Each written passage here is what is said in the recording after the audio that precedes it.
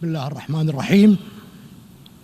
سعادة السيد فيلمون يانغ رئيس الدورة 79 للجمعية العامة للأمم المتحدة، معالي السيد أنطونيو غوتيريش الأمين العام للأمم المتحدة، أصحاب الفخامة والمعالي والسعادة، بداية يسرني أن أنقل لكم تحيات حضرة صاحب السمو أمير دولة الكويت الشيخ مشعل الأحمد الجابر الصباح حفظه الله ورعاه، وتمنيات سموه بنجاح أعمال هذه القمة.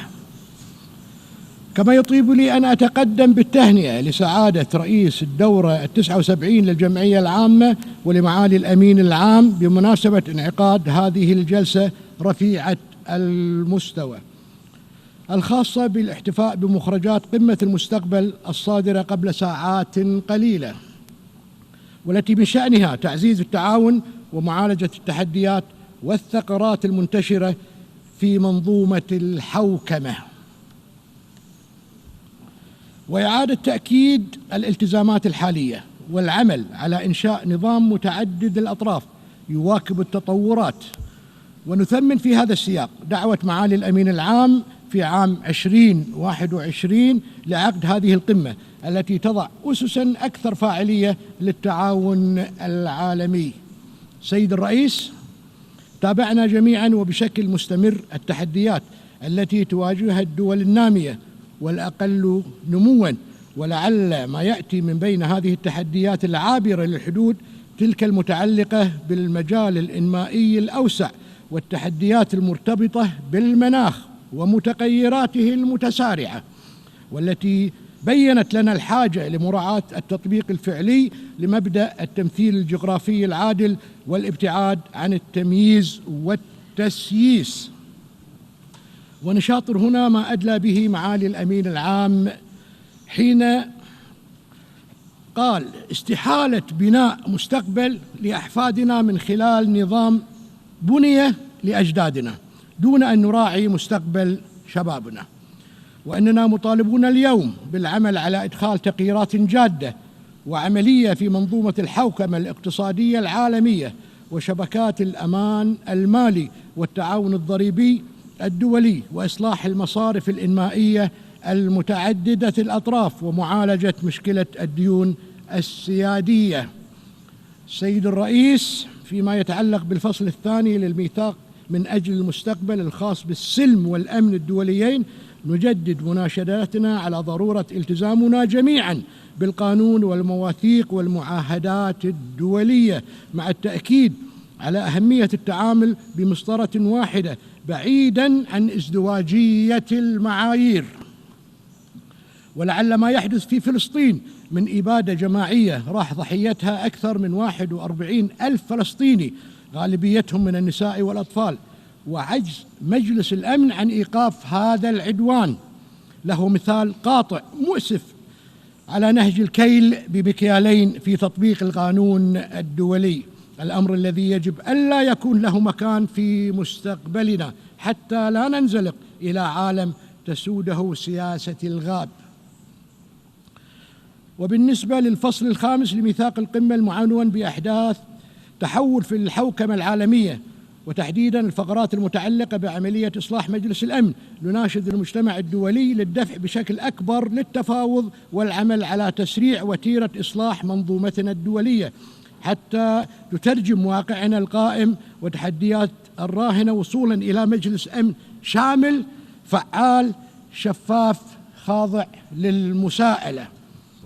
سيد الرئيس، لقد حرصت دولة الكويت بعد استقلالها بفترة وجيزة في العام 1961 على تأسيس الصندوق الكويتي للتنمية الاقتصادية العربية، إيمانا منها بأهمية الدفع بتعزيز الأسس الإنمائية للكثير من الدول النامية والأقل نموا، حيث قدم الصندوق منذ تلك الحين تمويلات ميسرة وصل عددها إلى 1073 ما بين قرض ومنحة، مساهما في تنفيذ مشاريع تنموية متنوعة في 105 دول. هذا ونستذكر باعتزاز جهود دولة الكويت وتقدمها المحرز في تنفيذ خطة التنمية الوطنية والسعي نحو تحقيق أهداف التنمية المستدامة 2030 ورؤية الكويت 2035.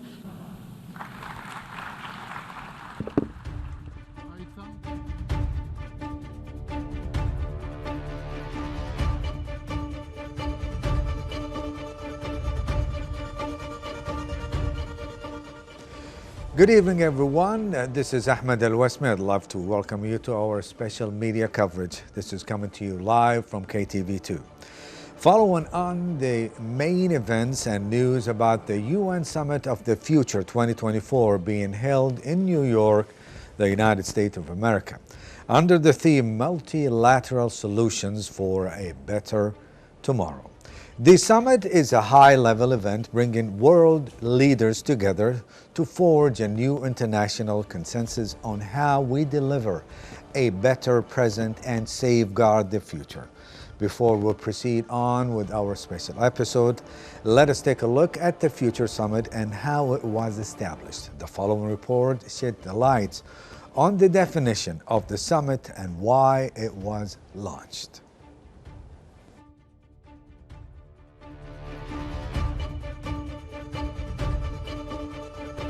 The State of Kuwait and the United Nations. More than 6 decades of cooperation to achieve international peace and stability. His Highness the Crown Prince, Sheikh Sabah Al-Khalid Al-Hamad Al-Sabah, may Allah protect him, is Kuwait's voice to the world. From the platform of the UN General Assembly, urging for international harmony and existence. The State of Kuwait and the United Nations. A march of cooperation and partnership.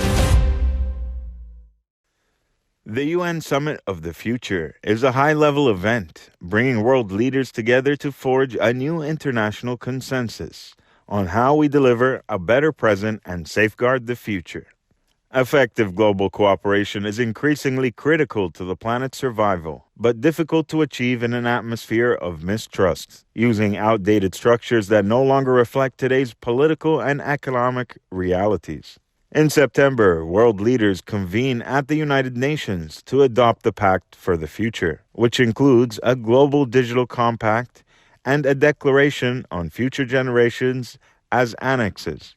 This once-in-a-generation opportunity serves as a moment to mend eroded trust and demonstrate that international cooperation can effectively achieve agreed goals and tackle emerging threats and opportunities. The aim of the summit is to accelerate efforts to meet the existing international commitments and take concrete steps to respond to emerging challenges and opportunities. This will be achieved through an action-oriented outcome document called the Pact for the Future. The Pact will be negotiated and endorsed by countries in the leading up to and during the summit, currently being held in New York, the United States of America. The result will be a world and an international system that is better prepared to manage the challenges we face now and in the future, for the sake of all humanity and for future generations.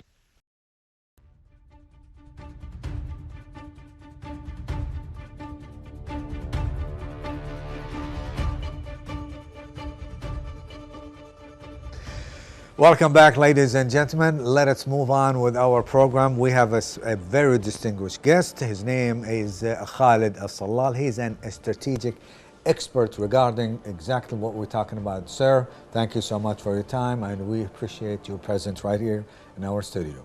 I'm pleased to be with you in this event.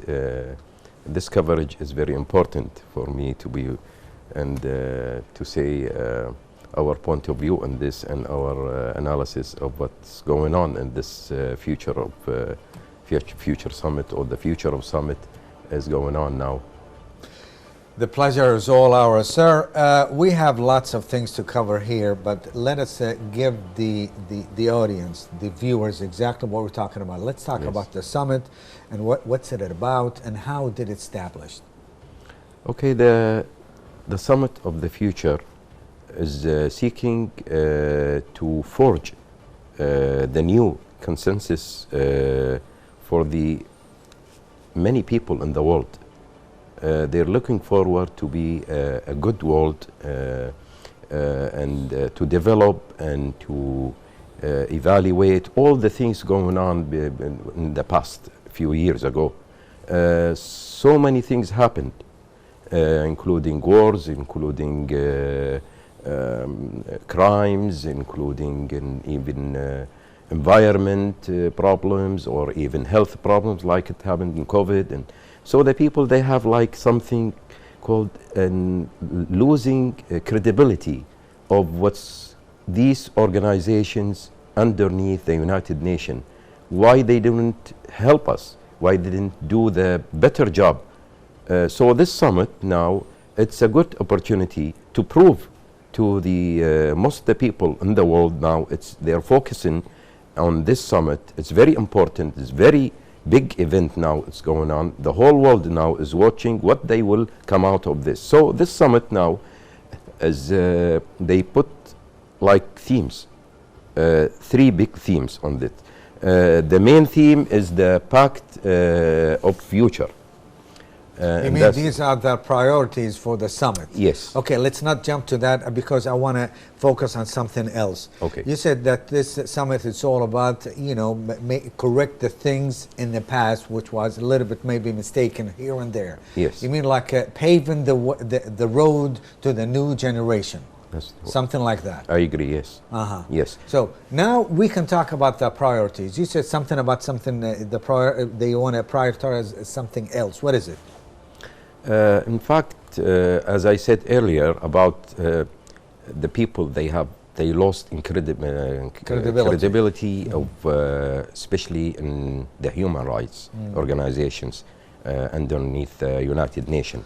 All types of organizations that concerned about human rights, about what's going on in like in Gaza and other parts in the world also. But especially in this small area in Gaza, the whole world now is reacting, very big reaction toward what's happening. So they must do some like a special comprehension, and they should take back what's at least the trustness for getting back this trustness to the people of the world. This organization, since it was founded in 1948, it has a big, you could say, a trust for this organization. What they have big resolutions, especially in the organization of the Council, the Security Council, which is the main organization in this big organization. The other organizations that concerned about health and about other things, environment, technology, education, etc. But the main thing about the Security Council, all the resolutions was taken in this organization. It was not, they didn't implement it right away. They just were watching. So now it's the time for when they're holding most the leaders in the world, and it's very high level of attending this summit. You're talking about leaders and prime ministers and most the concerned organizations in the world, they're attending this. So they should go forward into taking good decisions and put the good documents and make, and I expect that they will take a big consensus into many resolutions that will be taken in their decisions. Mr. Salal, briefly, let us talk about the participants, the people who are participating in the summit. Yes. Let's focus on them. The state of Kuwait, among other organizations, correct? Yes. Such as human rights and... human rights and I'm talking about organizations or countries. Both. Of course. Both. Of course, all over the world attending. All over the world, okay. Plus organizations that concern into science and technology and future for the youth future, especially in the youth. This type of summit, it's holding many things together, but they concerning about the youth. So they will make the future in good future. It should be, especially in what's happening in the space. You're talking about IT getting into the all the satellite now, they're using it into medicine, into education, in all types of technology. But there are misuse sometimes in some parts of the world. So that's what they get worried, most of the people in the world, about this type of technology. Do you think because of the, the incidents all over the Middle East and the war, on top of all of that, the poverty in the world made things worse, and that's why they are speeding up the process of the whole summit? That's why they are focusing on different agendas, or maybe not? I think this is good opportunity now in this summit, to focus on what you have mentioned, toward fixing all of these problems happen, the outcoming from these problems in war and poorness in some countries, and missing the opportunities for jobs for the youth, and in many sectors in the world. So I think this is a good chance and opportunity to make it for most people of the world, that they are waiting for good decisions in this time. So you concur that this situation that we are living in speed up the process of having this summit? Probably they want to postpone it, but now it's the time to take measures and take actions towards what exactly is going on, specifically in the Middle East. That's what they should now in this summit, to speed up the many things that people they're waiting for. So I think it's a good chance now for the summit. Okay, sir, we're going to give you a brief because we have some kind of a report. Yes. I wanted to take a breather, drink a glass of water, and come back to you. Okay. Now, the UN Summit of the Future is a major event billed as once-in-a-generation opportunity for the international community to grapple with important questions and forge a new path for the benefit of all humanity. In this regard, the UN Security Secretary General Antonio Guterres said countries must use the summit to address the current and emerging global challenges and reform at land the international institutions, noting that it also offers a chance to deliver more fully promises that have already been made to ready the international community for the world to come and to restore this trust.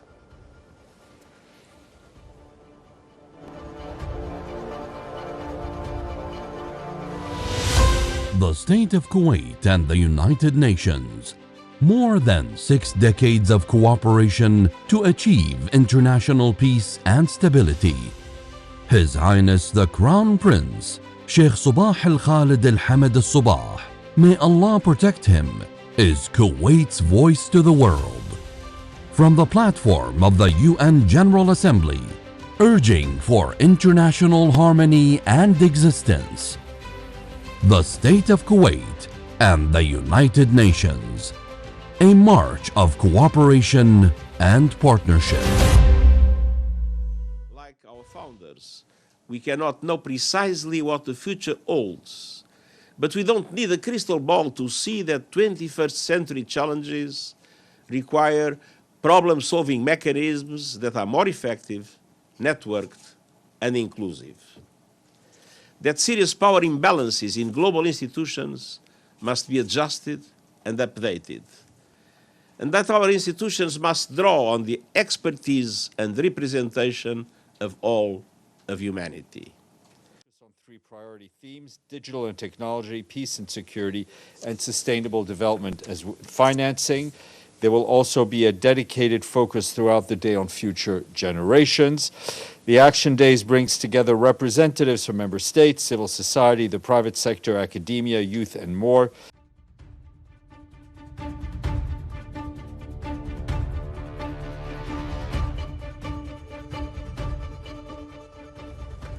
We're back right here with Mr. As-Salal. Sir, we're talking about the summit, and you elaborated that the summit is to pave the way for the new generation and also to correct what's missing in the past and what exactly we need to do to improve our life in the future.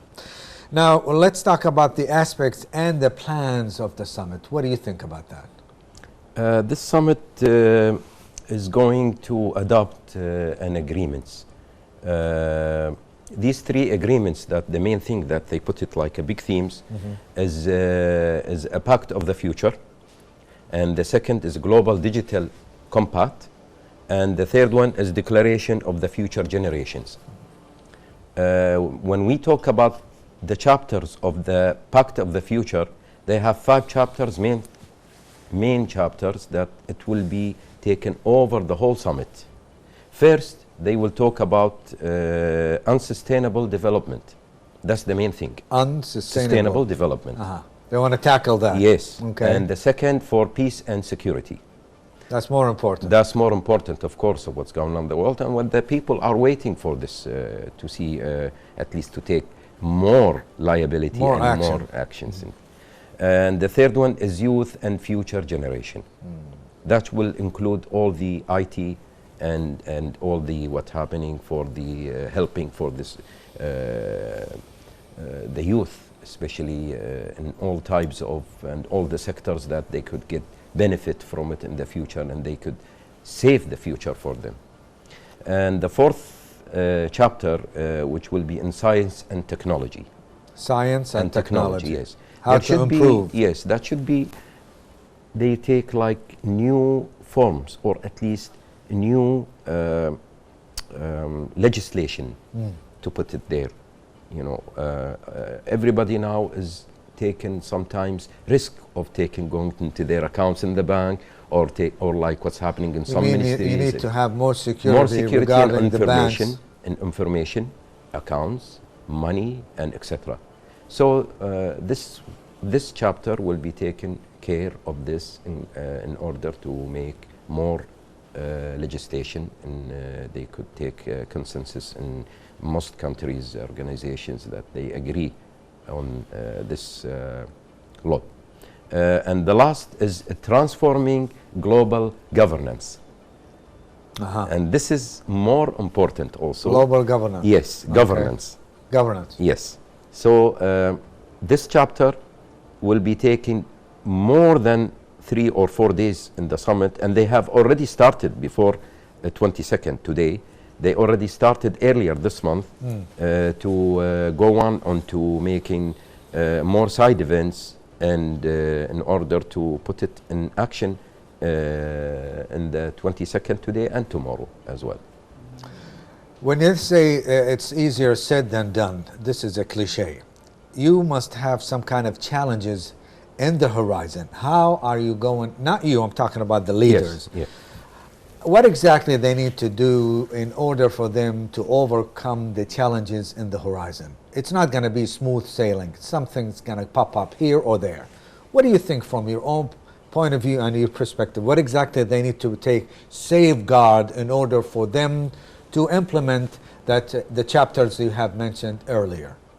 In order to implement all these chapters, and they could, it's very difficult, of course. I'm expecting that not all countries, they will agree on all these chapters, especially if they put new legislation and new, in order to make it in the right, put it in the right spot, and to, they have to make like side events, and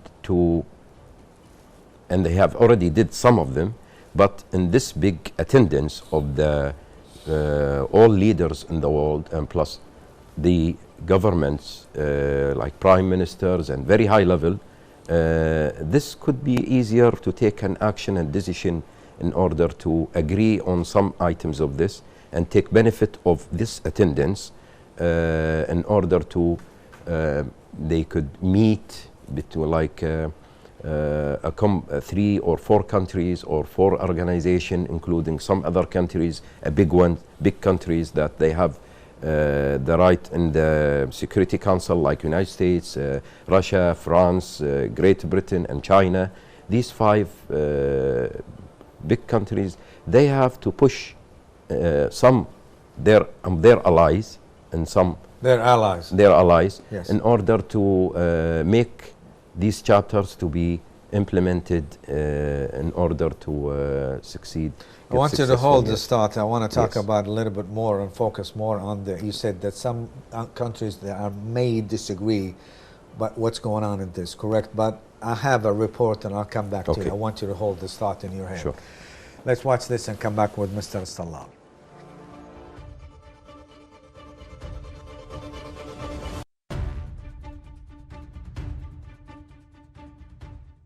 According to the United Nations, the Future Summit addressed 5 main topics, in addition to so-called cross-cutting issues such as human rights, the climate crisis, and gender equality, which are linked to all issues. The first topic is financing for development, as the UN Secretary-General Antonio Guterres stressed that the international financial architecture, which was formulated in 1945 after World War II, needs to be reformed since the deadline for achieving the 2030 Agenda for Sustainable Development approaches. Guterres added that the summit's main document, known as the Charter for the Future, represents a pledge by countries to use all available tools at the global level to solve problems and to commit to taking bold action to implement the development agenda with a special focus on eradicating hunger and poverty, reducing inequalities, addressing climate change. The second topic is international peace and security.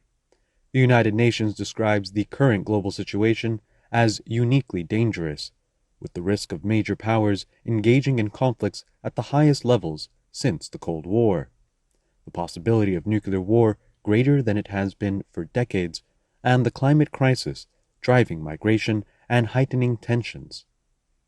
Against this tense backdrop, a new peace plan was issued in 2023, the first global peace plan issued by the United Nations in decades. This plan sets out a range of solutions, including peacekeeping, global disarmament, and Security Council reform. The third topic covers science, technology, and digital cooperation. During the Future Summit, UN member states adopted the Global Digital Charter, which aims to bring more trust to the Internet, ensure people have choices about how their data is used, and establish accountability for discriminatory and misleading content. Youth and Future Generations are the title of the fourth topic. In this regard, the summit ratified the Declaration of Future Generations. In addition to commitments to end inequality, provide quality education for all, and ensure long-term planning, the declaration proposed adding a new position to the UN under the name Special Envoy for Future Generations. The fifth and last topic is global governance. At the Future Summit, world leaders engage in discussions aimed at bringing about many changes and tackle the vital issue of reforming the UN Security Council.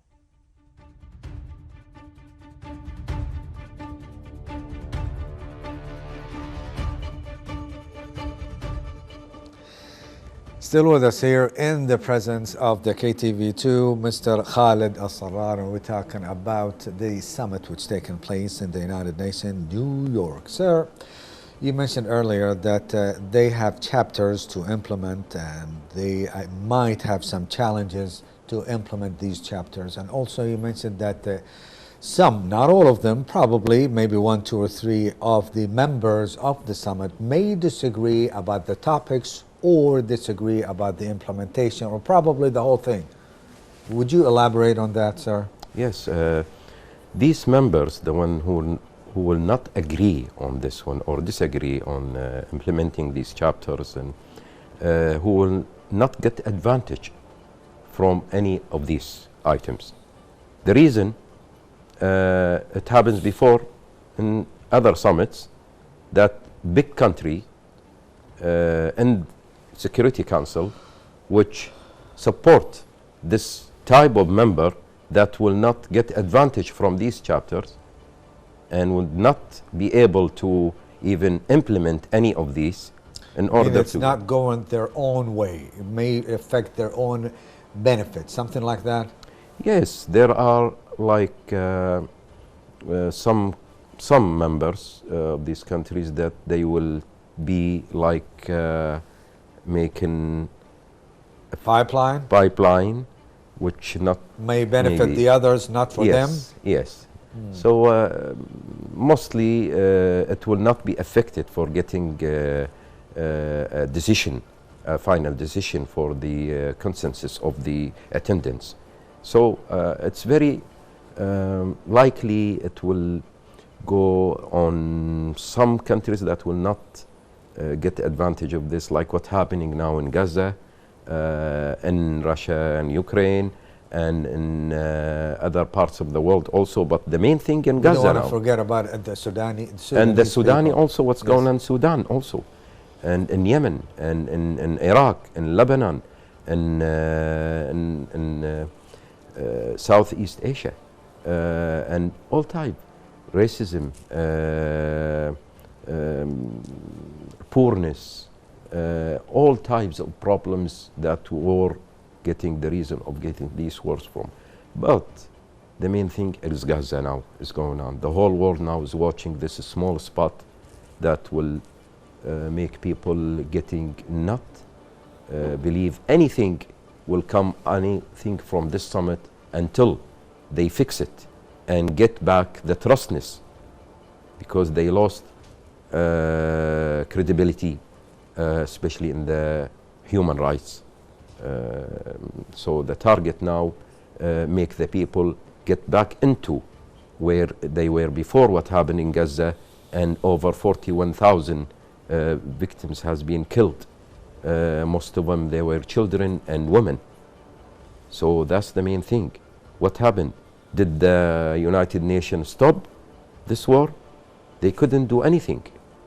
So that's the main thing. And I was listening to His Highness, the word of His Highness Crown Prince, when he was speaking of the word of His Highness the Emir in the General Assembly.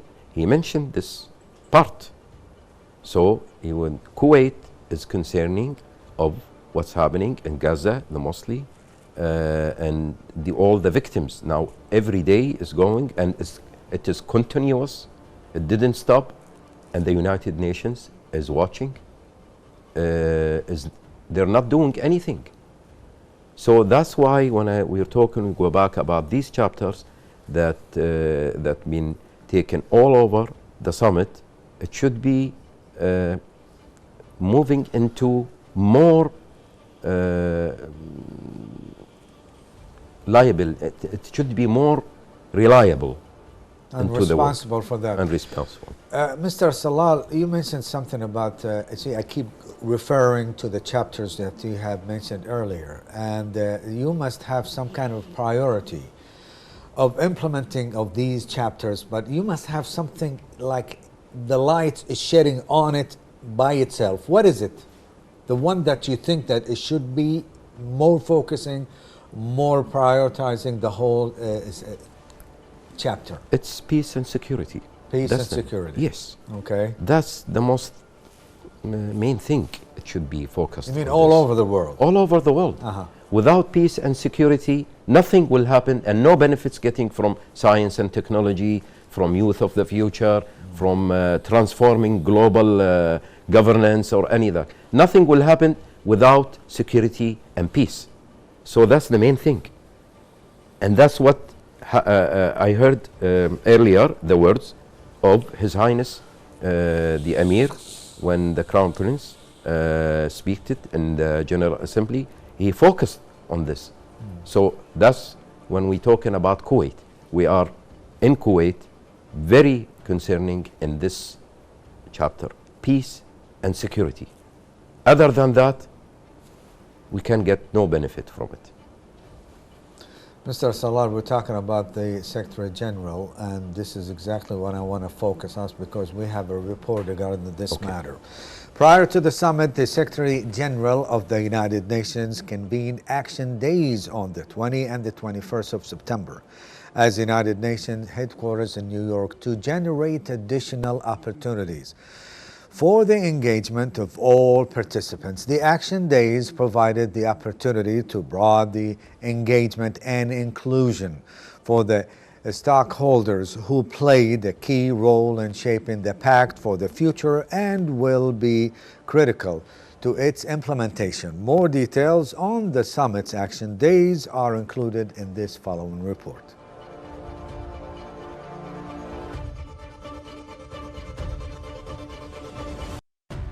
To generate additional opportunities for the engagement of all actors, the Secretary General of the United Nations is convening the Summit of the Future Action Days on 20 and 21st of September 2024 at the United Nations headquarters in New York, bringing together representatives from member states, civil society, private sector, academia, local and regional authorities, youth and many more. The Action Days provided an opportunity for broad engagement and inclusion. The stakeholders have all played a key role in shaping the Pact for the future and will be critical to its implementation. The Action Days focused on three priority themes: digital and technology, peace and security, and sustainable development and financing. The Action Days kicked off on Friday, September the 20th, with a dedicated youth-led afternoon facilitated by the United Nations Youth Office in close collaboration with relevant groups who generated momentum ahead of the mandated summit.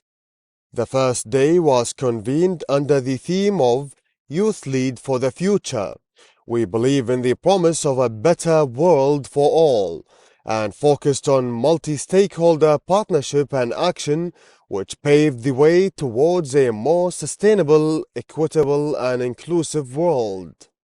Amidst ongoing environmental crises, economic disparities, and social inequalities, Day 1 emphasized the need for innovative initiatives that incorporate the voices and needs of both present and future generations.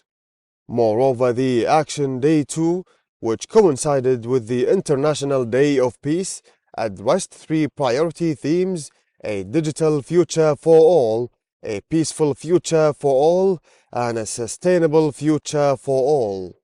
It aimed to explore ways in which different generations can exchange views on the search for peace in a more complex and divided world.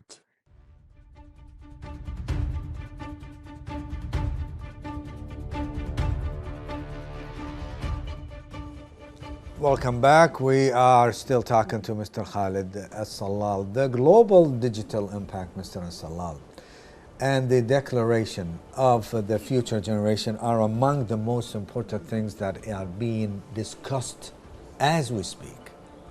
The whole world have been waiting for a long time in order to see the security for the data, for information, as I mentioned earlier, for the economy, investments, and even lifestyle. It has been involved now in technology.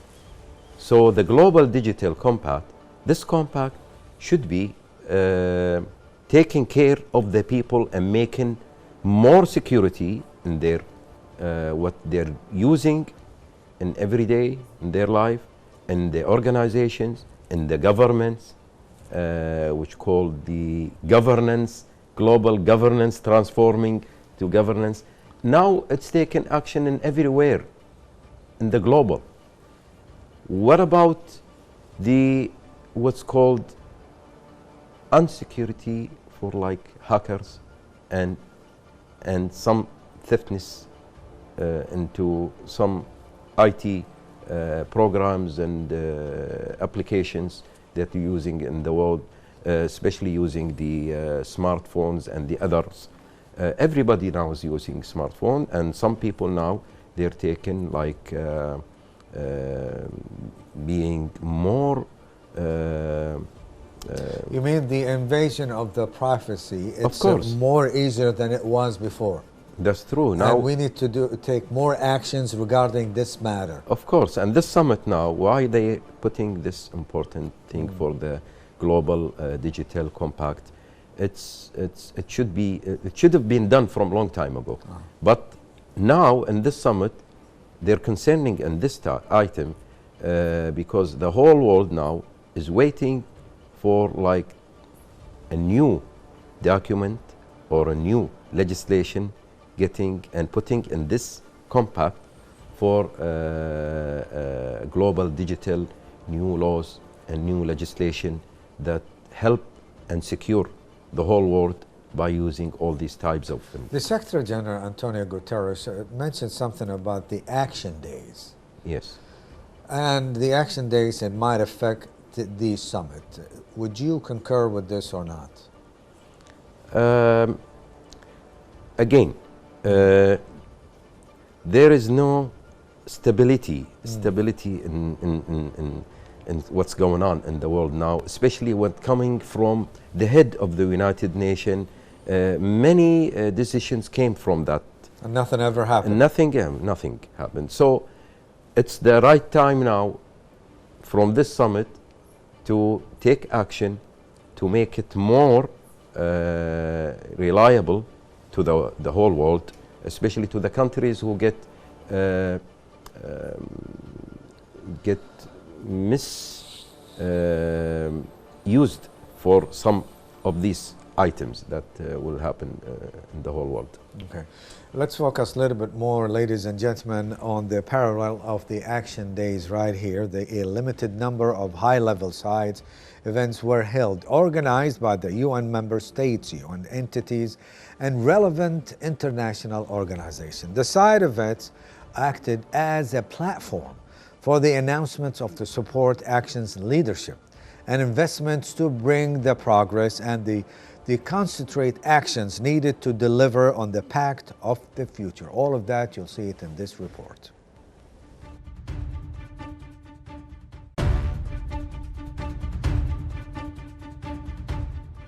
Alongside of its main topics and conventions, the Summit of the Future hosted several side events, organized by UN member states, UN entities, relevant international organizations, and stakeholder networks. The side events took place during the Summit of the Future Action Days on the 20th and 21st of September, and covered many domains, paving the way towards a next chapter of multilateralism that is more inclusive, effective, and networked. The side events acted as platforms for the announcement of support, actions, leadership, and investment to bring the progress and concrete actions needed to deliver on the Pact for the Future. They also highlighted examples of transformative actions focused on implementation of specific recommendations and governance reform proposals contained in the Pact for the Future and in the UN Common Agenda.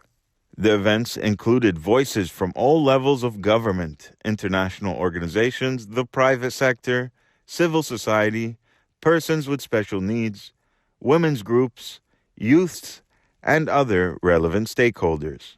Moreover, they amplified the themes and issues discussed at the Summit of the Future in the Pact for the Future and the Action Days. Themes included sustainable development and financing for development, international peace and security, science, technology, and innovation, as well as digital cooperation, youth and future generations, transforming global governance, the Global Digital Compact, as well as the Declaration on Future Generations. The side events tackled numerous fields such as science, technology, AI industries, education, digital transformation, global partnerships, fighting corruption, world governance, and most notably, climate change. Climate change is expected to lead to an average global temperature increase, more frequent heat waves, and a geographical shift of climatic zones. Droughts will become more frequent, longer, and more severe. A hotter climate will also influence the availability and quality of fresh water. Taken together, the consequences of climate change are bringing about broad and deep social as well as economic consequences, impacting the lives and livelihoods of billions of people. Climate change is furthermore exacerbating social and economic disparities and affecting access to life-saving healthcare to address non-communicable diseases such as cancer, among other existential challenges.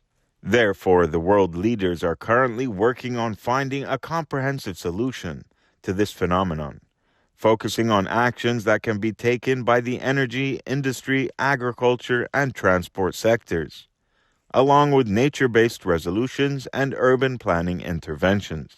In addition to events held at the UN headquarters in New York City, a limited number of off-site and virtual site events took place during the action days, which were included in the official program of the summit.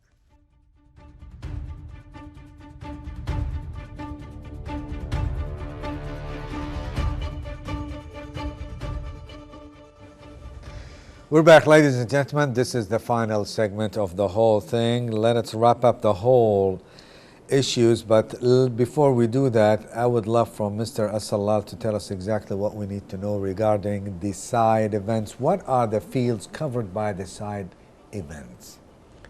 As we mentioned earlier about the summit, that all the chapters that have been discussed, they have been earlier this month in September. They started like side events, and they made good consensus and to agree on the 5 chapters, and mainly it was science and technology, youth of the future generation, and the global transforming global governance. Mm-hmm. These 3 items that they have already take side events and put on the table of the leaders of the world, so to focus on the new documents and new legislation to take action during the 22nd, 23rd of the attendance of the leaders. So that's why the side events usually they taken, as my experience, I have worked with the United Nations in the office of called the United Nations Office on Drugs and Crime. Oh. So you're an expert. I have worked like for 8 years during my time. That's what I call an expert man. Yes, and what was more my do you need? 8 years is more than enough. No, my field was different, but maybe it gets included with the, of course, for the youth of the future generation, which is more important in the like narcotics. That was my field during my work in GCC organization. And there was an office called, yes, it was office in the Gulf area is called the Criminal Information Center to Combat Drugs for GCC. And during that time, the whole time, during the 8 years, I was the head of international cooperation. And then we established an office in United Nations in Vienna. And that's when we focus about youth of the future of generation, that makes the youth of their future. They're concerning about narcotics, and this is very important thing that the side event when they started this month earlier in United Nations in New York, they're taking action in an office called ONGAS. That's where we were dealing with them, ONGAS, UNAGSS, with the UNODC in Vienna. So this very important, and I think the other things beside narcotics is the science and technology and transforming global governance. And this is it's more important for many governments in the world now. They should be transforming into this field. What's next after this summit? What exactly that you project in the future that it might take place? After the summit, what exactly that you are looking forward? People are waiting after the resolutions from this summit, from your own perspective. From my own perspective, I think that to be all these decisions to be implemented right, exact time, and should be reliable, more reliable, and especially in the peace and security again, and human rights. And they should be it should be based on values and human rights, both. So values and human rights are the more important now for the most people in the world.